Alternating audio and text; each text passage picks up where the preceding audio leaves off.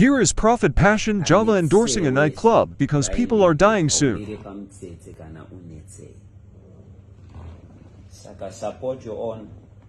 Make sure kuti kana uchida uya uchanzo wawa unongonzo wa kana la kunwa wa enda kune Mbinga ku Club Haste ndio #1 club Zimbabwe yes and isi prophet vari kuindosa duro ayo ndiri kufufila magwaro anoti Jesu akachinja mvura kuita Ace of Spades enda unonakirwa nelife ukufa manje ane Germany dzakati dzabvisirwa hembe nenyama last mbatsamhanya kunotenga makondo mbatsatotsikwa nemota dzichinotenga makondo.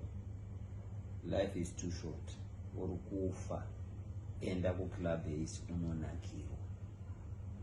Club Haste nyama last Pro Max ye club. Don't miss it. God bless you.